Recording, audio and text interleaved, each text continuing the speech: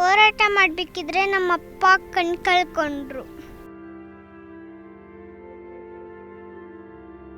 ಒಬ್ಬರಿಗೆ ಅನ್ನ ಹಾಕೋ ಕೆಲಸ ಮಾಡ್ತಿದ್ದೀವಿ, ಒಬ್ಬರ ಹೊಟ್ಟೆ ತುಂಬಿಸೋ ಅಂತ ಒಂದು ಕೆಲಸ ಮಾಡ್ತಿದ್ದೀವಿ.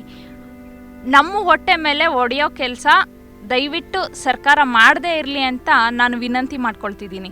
ನಮ್ಮ ಅಪ್ಪ ಅಮ್ಮ ನಮ್ಮ ಭೂಮಿಯಿಂದನೇ ನಮ್ಮನ್ನು ಬೆಳೆಸ್ತಿರೋದು. ನಮ್ಮ ಸ್ಕೂಲ್ ಫೀಸ್ ಕಟ್ಟಬೇಕಿದ್ರು ನಮ್ಮ ಭೂಮಿಯಿಂದನೇ ಕಟ್ತಿರೋದು. ನಾವು ಅದರಿಂದ ಜೀವನ ಮಾಡ್ತಾ ಇದ್ದೀವಿ. ನಾವು ಯಾವ ಥರ ಮಾಡಬೇಕು, ನೀವು ಕಿತ್ಕೊಂಡ್ಬಿಟ್ರೆ ಜಮೀನ. ಸಿದ್ದರಾಮಯ್ಯ ತಾತ ನಮ್ಮ ಭೂಮಿನ ನಮಗೆ ಬಿಟ್ಬಿಡಿ, ನಾವು ಕೊಡಲ್ಲ.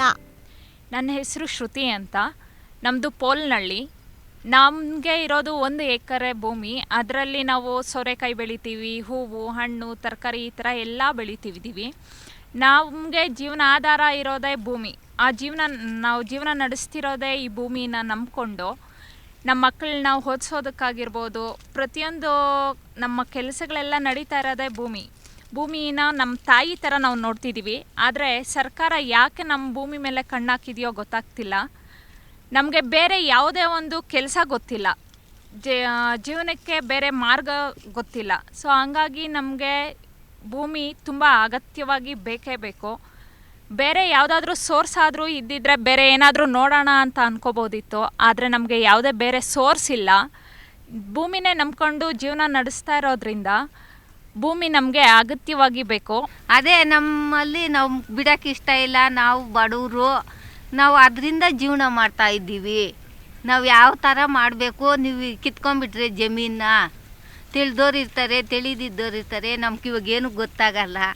ನಮಗೆ ಜಮೀನಾದರೂ ಇದ್ದರೆ ದುಡ್ಕೊಂಡು ತಿನ್ಬೋದು. ರಾಗಿ, ಅಕ್ಕಿ, ಜೋಳ ಇದೆಲ್ಲ ಬೆಳ್ಕೊಂಡು ಏನೋ ನಾವು ಸ್ವಲ್ಪ ಜೀವನ ಮಾಡ್ತೀವಿ. ನಮಗೆ ಮಾರಾಟ ಅಂತ ಅನ್ನೋದಕ್ಕಿಂತ ನಾವು ಮಾರಿದ್ರೆ ನಮಗೇನು ಸಿಗೋದು ಇಲ್ಲ ಸರ್. ಯಾಕಂತಂದರೆ ಇದನ್ನು ಮಾರಾಟಕ್ಕೆ ಅಂತ ಕೊಟ್ಟರೆ ಈಗ 1 ಕೋಟಿ ಒಂದು 10 ಲಕ್ಷನೋ 20 ಲಕ್ಷನೋ ಕೊಡ್ತಾರೆ. ಅದರಲ್ಲಿ ಒಂದಷ್ಟು ಗೌರ್ನಮೆಂಟ್ಗೆ ಅಂತಲೇ ಕೊಡಬೇಕು, ಇನ್ನೊಂದಷ್ಟು ಮಧ್ಯವರ್ತಿಗಳು ಬ್ರೋಕರ್ಸ್ ಬರ್ತಾರೆ, ಅವ್ರಿಗೆ ಅಂತ ಕೊಡಬೇಕು. ಅದರಲ್ಲೂ ಹೆಣ್ಮಕ್ಳು ಅವರು ಇವರು ಅಂತ ಕೇಸ್ ಹಾಕೋದಕ್ಕೆ ತುಂಬ ಜನ ಹುಟ್ಕೊಂಡ್ಬಿಡ್ತಾರೆ. ಈ KDBಗೆ ಹೋಗಿರೋದ್ರಿಂದ ಎಲ್ಲ ಕಳ್ಕೊಂಡು 10-20 ಲಕ್ಷ ಇಟ್ಕೊಂಡು ನಾವು ಎಲ್ಲೋಗಿ ಜೀವನ ಮಾಡಿಸ್ಬೇಕು. ಅದೇ ಅಲ್ಲದೆ ಬೇರೆ ಕಡೆ ನಾವು ಜಮೀನನ್ನ ತಗೊಳ್ಳೋದಕ್ಕೂ ಆಗಲ್ಲ. ಈ ಒಂದು ಇದರಲ್ಲಿ ನಾವು ಬೇರೆ ಕಡೆ ಜಮೀನು ತಗೊಳ್ಳೋದಕ್ಕಾಗಲ್ಲ. ಇಲ್ಲ ನಾವು ಬೇರೆ ಕಡೆ ಹೋಗಿ ವ್ಯವಸಾಯ ಮಾಡ್ತೀವಿ ಅಂದರೂ ಅದೂ ಕಷ್ಟನೇ. ಇಲ್ಲೇ ಇರ್ತೀವಿ ಅಂತಂದರೆ ನಮಗೆ ಬೇರೆ ಮಾರ್ಗ ಗೊತ್ತಿಲ್ಲ. ಅಥವಾ ಏನಾದರೂ ಬಿಸ್ನೆಸ್ ಮಾಡೋಣ ಅಂತಂದರೆ ದುಡ್ಡು ಇರೋದೇ ಇಲ್ಲ, ಎಲ್ಲ ಖರ್ಚಾಗೋಗಿರುತ್ತೆ, ಅವ್ರಿಗೆ ಇವ್ರಿಗೆ ಅಂತಲೇ ಹೊರಟೋಗಿರುತ್ತೆ.